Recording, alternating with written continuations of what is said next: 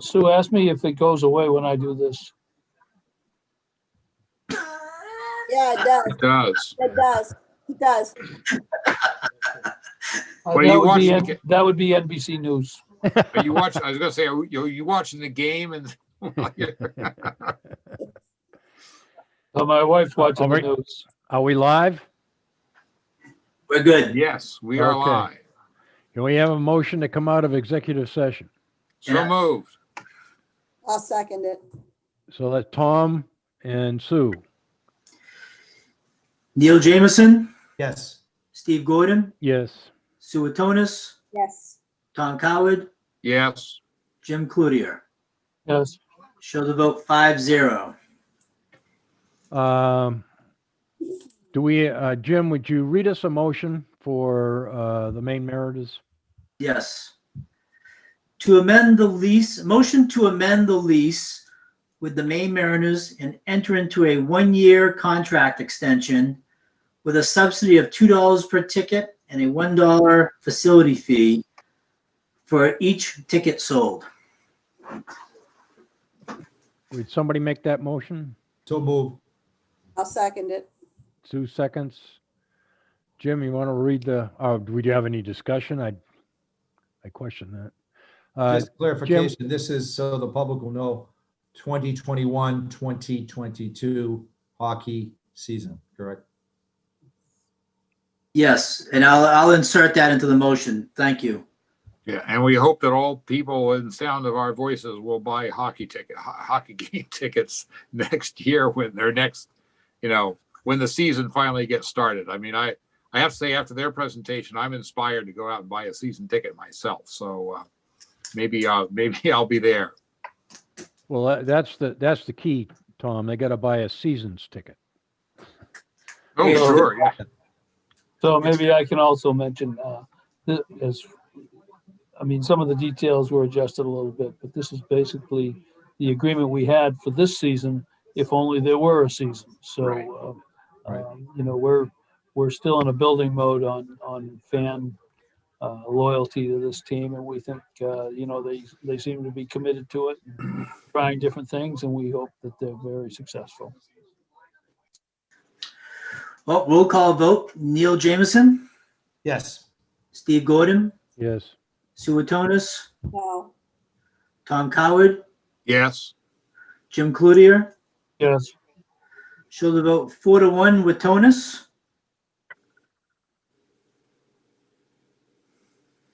In that, we have no more new business.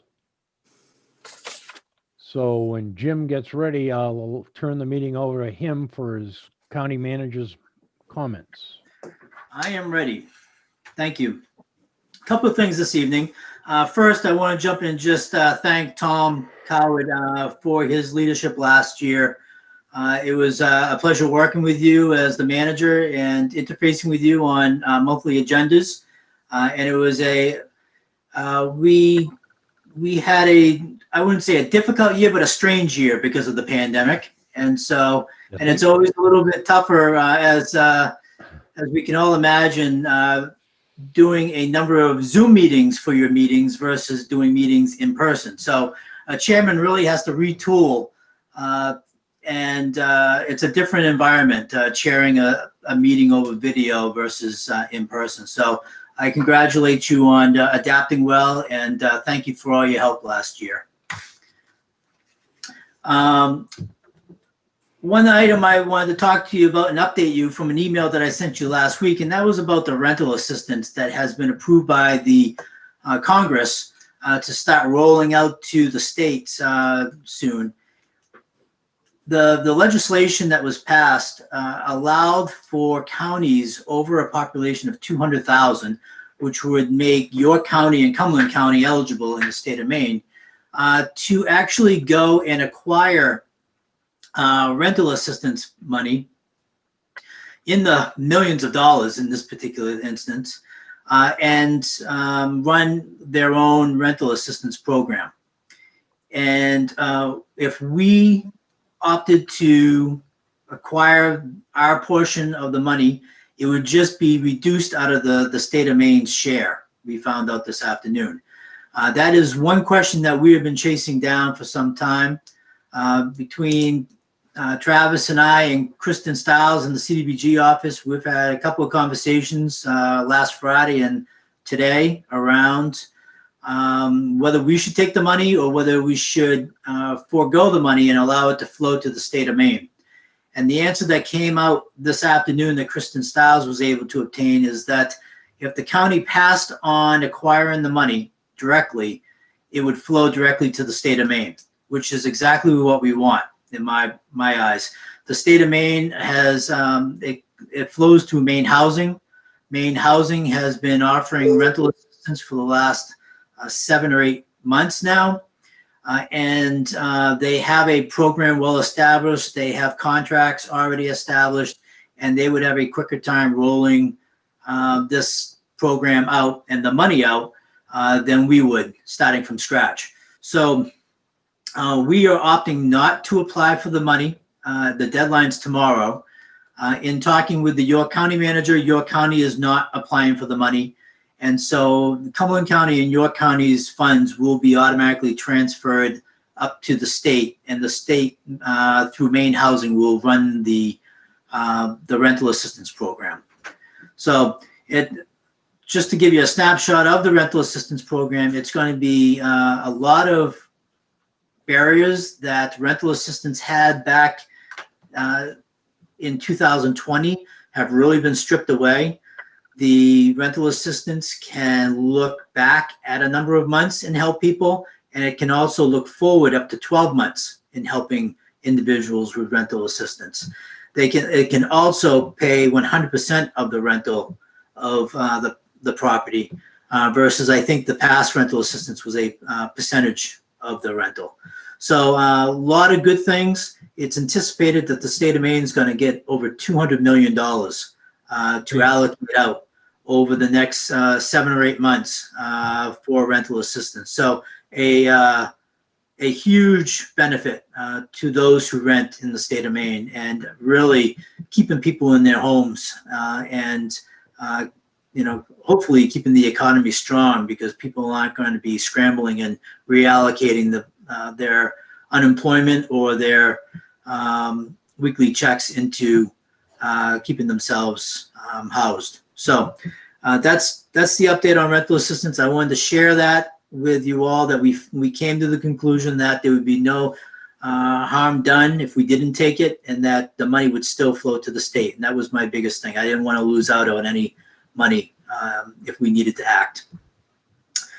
The county is also working with the Department of Health and Human Services and the Maine CDC, as the Cross Insurance Arena has been chosen as one of 4 sites to be looked at in Cumberland County for a vaccination site.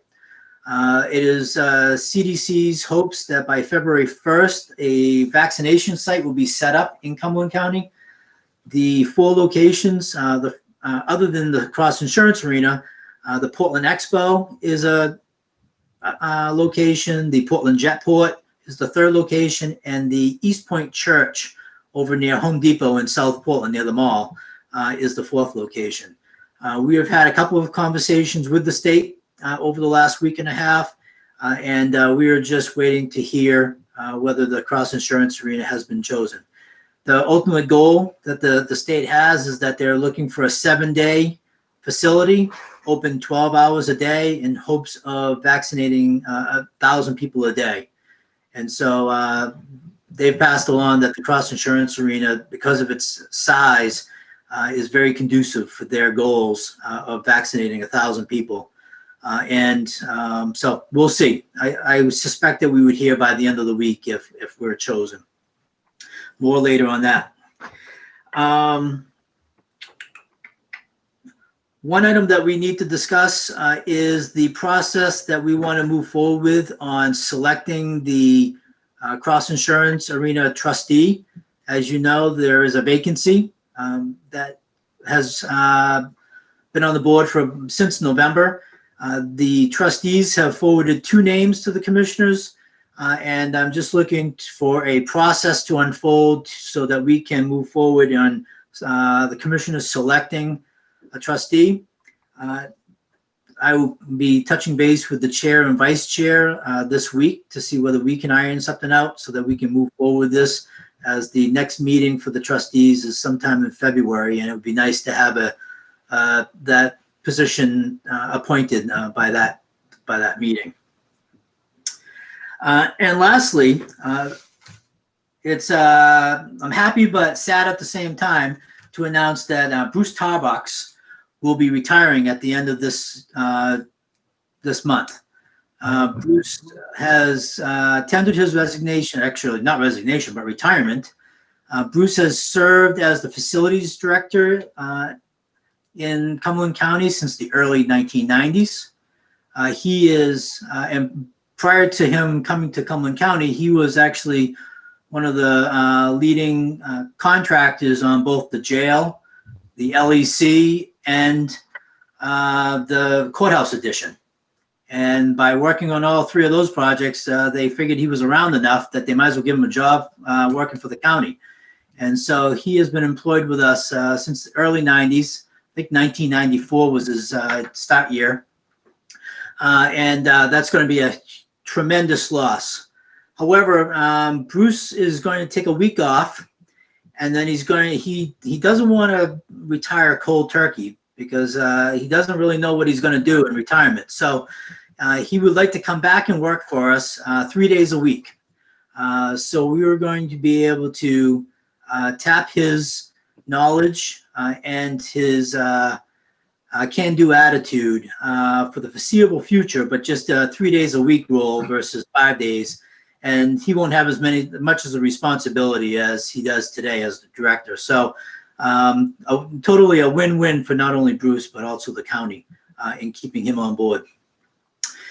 So that concludes my comments. Thank you. And I'll pass it over to the chairman. Do we have any questions of Jim? Yeah, has he told Bruce about the boilers? Well, that was a joke Who's the That was last? a joke between Alex and I last week when Bruce is on his tail end of his career and he's breaking boilers.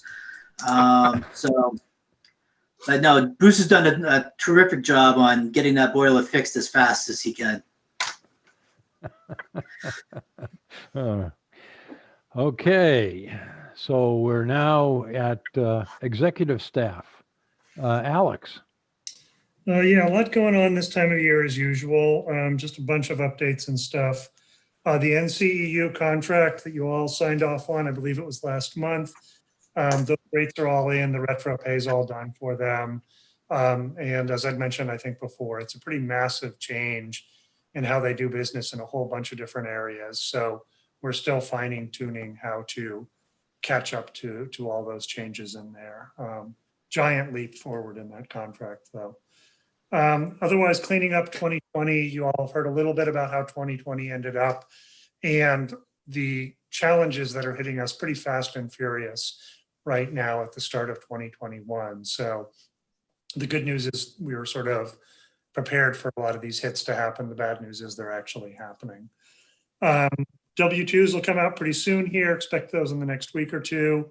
The 1095Cs, which are those health insurance forms, will follow a little ways after that. Just as a reminder to everyone, that is not actually required as part of anyone's taxes anymore. We're required to get them out to people, but they don't have to submit them with their taxes. I think the big thing that's really starting to jump out as we move into 2021 is grants, and more grants. We have a lot more grants running right now than any other time since I've been here. We're still working with FEMA on the grants that were started up at the start of the pandemic. Their scope has tightened considerably now to where there's only a fairly small window of things that are covered by FEMA. Moving into the cracks, there are a couple of grants through Department of Justice for coronavirus emergency supplemental funding. They're going to fill in some of the gaps. But as you heard Jim mention before, we've also got the fairly large hole to fill for the testing. And so we're still working there as well. Another thing that Jim had me start in on this morning is the piece of the CARES Act called the Shuttered Venue Operator Grant Program, which is in fact geared towards public arenas and does allow funding to go towards public entities. So that's just in the very early phases. But tacked onto that is a lot of the other grants that we've had running prior and a lot smaller, small purchasing grants.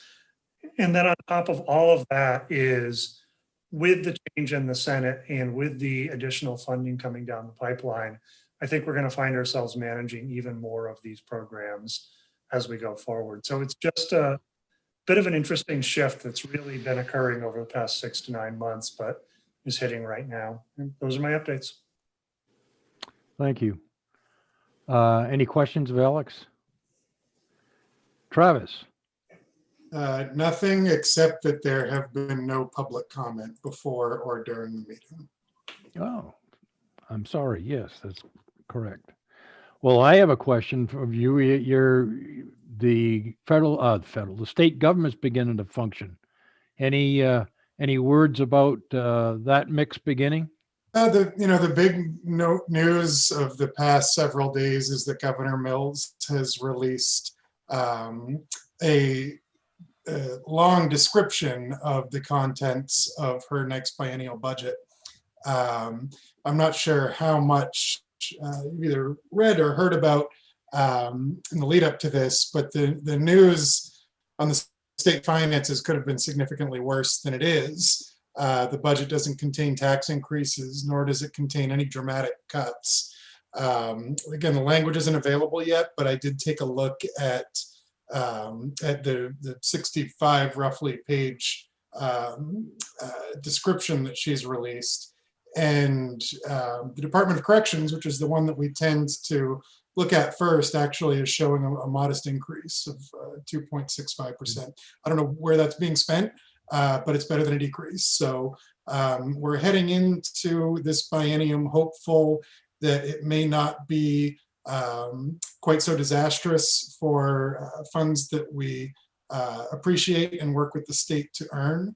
But a lot more is still going to be revealed there. Otherwise, in January, in a normal first year of the legislature, is committees meeting and bills being referenced, and there's not an enormous amount of policymaking being done this early. Certainly this year, while so much of it's being done either remotely or in small groups in person. So the budget, of course, is a big news, and so far it's reasonably okay news, what we've seen in the budget. Thank you. Jim, do I dare ask Lauren if she's got any comments? Lauren? No, thank you. I'm all set. Okay. All right, then we'll move on to county commissioners. Jim Cloutier. No, not much to say this month, except I was pleasantly surprised by the weather of all things. Seems like we had some good fortune there over the last few weeks. I am obviously, I think we all are, not quite yet flabbergasted, but pretty close at the virulence of the virus that we're suffering through. Seems to have picked up a lot of momentum, and a lot of momentum in Cumberland County. So seems like it's a sprint to the finish between the vaccine and the accelerated infections, and it's just kind of a reminder, which seems to come up just about every month. Got to maintain that attitude that you're going to fight this thing until we get it behind us, and we get a few more weeks, maybe a few more months to go. But right at the moment, we seem to be slipping backwards. Well, I'm going to prod you a little bit. What about the activities that have just taken place down in Washington? Oh, I take a very long view of that. I was glad to see if anybody watched 60 Minutes just last night, Angus King, I thought, did a nice job of portraying the quintessential Mainer, placid, reasonable, calm, and intelligent. I think there's more than one lawyer on this board that has practiced criminal law at one point or another in the past, and we know that there's some there's a group of people out there all across the country, and frankly, including in Maine. And they're kind of excitable and have some ideas that most of us would think don't really square up with reality. And it's not, you scour the whole country, it's not very hard to put together 2,000 or 3,000. And I think that's what we ended up with in Washington. And one of the things that is likely to come out of that a long time from now as the details are really examined, and this is my inference, but I think it's a sound one, is we were a lot closer to a real disaster than you might imagine as we're sitting here. There's already some stories about some of the police officers kind of provoking and prodding at clusters of people that had dangerous weapons. They weren't necessarily firearms, but and then running away and getting them to chase them, and basically running away from entrances that were readily able to be breached into some of the legislative chambers. You know, kind of like a misdirection play, and a pretty intelligent one. So that's what, you know, I'm sure this will not be holding our attention very well in a week or two or month, but it was a serious thing, and it could have been a lot worse. Thank you. Tom. Thanks, Steve. Once again, thank you for letting me be your chairman for the past year. I enjoyed it. I enjoyed working with staff. I think Cumberland County is in very good hands, and you know, I don't spend a lot of time worrying about whether we're going to be blindsided by something that comes up, you know, I'm marvel at how well the county runs, and I'm happy to be a small piece of doing that.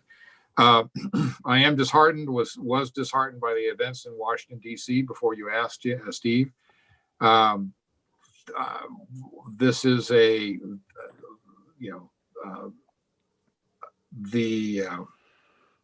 Washington, you know, our country has been attacked in a forceful way by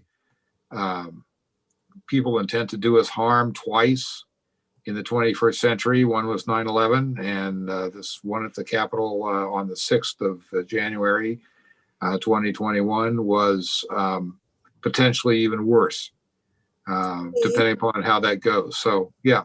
Yeah. Can we not have this discussion? I don't think this is a time nor the place to put the commissioners out there, you know, within this discussion, because we're not going to agree. And I don't think this is the time, you know, where we should be discussing this publicly. That's my only opinion. So, Well, Chair wants me that's to where I'm change. at. The chair wants me to change topics. I will. Finish up, Tom. But I'm not calling for any particular action or anything. I'm just saying this is a very troubling time. I'm shocked, quite honestly, about what the turn this has taken. However, you know, we move on. I think we will get past this, and we will take appropriate action as a country. I think this is a really tiny minority of people that are causing us problems right now, and this will be dealt with as as appropriate. We got a new administration coming in, and I think this will be a breath of fresh air, and I think we can probably feel better about the future coming out of this. So, having said that, it's now a new year. We can look forward to spring. I'm looking forward to. I've been pleased with the weather so far this year, and I'm hoping that it continues to improve. So with that, I'll yield the floor to whoever wants to go next. Neil. Thanks, Steve. I also would like to thank Tom for his efforts and his leadership this last year. Very difficult year, and I think under extremely difficult and unique circumstances. And Tom, you led us through the woods, and we're coming out the other side. So thank you for all your extra efforts throughout this past year. We appreciate it. I want to wish all our constituents out there a happy new year, and a new year filled with hope, with a little bit of patience, work and common sense. We will turn the corner on this pandemic, which has been a terrible scourge on our country and our county, the worst that we have not seen in 100 years. So all those Cumberland County residents out there, please be patient, please social distance, please wear masks, use your common sense. And in the next 6 months, hopefully, we will all get at least one dose of the vaccination, the vaccine, and if not two, and we can start resuming our normal lives and helping the county and the state prosper. I hope you all had a happy new year under these very difficult circumstances. And I am hopeful and very excited and enthused about another year on this board. I think there's a lot of great work we've done already. The challenges are out there, but we have great executive leadership through Jim and Alex and everyone else out there. And we have great leadership in our current commissioner and chair and vice chair. So I'm looking forward to working with all of you in the coming year. And all of your citizens out there, if you have any comments or if you have any questions, please let us serve you as best we can. Thank you very much. Thanks, Neil. I appreciate that. Sue? You're muted. Okay, there. I just want to thank Tom, for last year. And I look forward, to working with you, Steve, for this year. And that's it. Short and sweet. Well, thanks, Sue. Well, let me say that I feel the same way. I think it was a real rough year last year, and thanks to Tom and the staff and Jim doing the leadership, we did really well as a county. In looking ahead, there are some things on the horizon. Alex, you'll appreciate that, although you'll probably shake your head. The supplemental jail funding, that's really being challenged by people at the DOC, and questions are being asked that are, I guess I will say in my words, that are not appropriate because they're nowhere near in the legislation trying to justify the issue. Travis, I'll let you know that we did ferret out that in the governor's budget there is 18 million for the funding for jail funding. So that's a hope for next year and all counties, I guess, not only ours but others. Jim, you talked about places and that they're doing the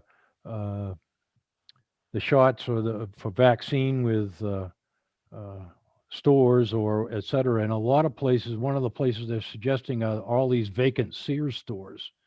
And I'm surprised they didn't try to pick up on that because out at the mall and all that area out there, unless they're undergoing some sort of a transfer, they're transferring it to another type of facility. It would appear with the parking and so forth, that would be something to consider. I look forward to this year. I think it's going to be a struggle. I'm certainly in great need of assistance, not only from the staff, but especially from my other commissioners. This is a place where we need to support the citizen. They're all off in different directions. There are many that just don't have the funds to exist. And when the funding does change, it throws some of the employers really into a twither, because they're the people that they were depending on are now shifting to sectors that either can support them better or are finding ways to function without having to be taking a chance with the COVID issue. I sincerely hope that this thing comes to a quick and easy end. And with that, I'll entertain a motion for adjournment. Sue, Second. Neil, we're adjourned. Thank you all. Thank you. Appreciate your help. Thank you all. Everyone have a good rest of the week.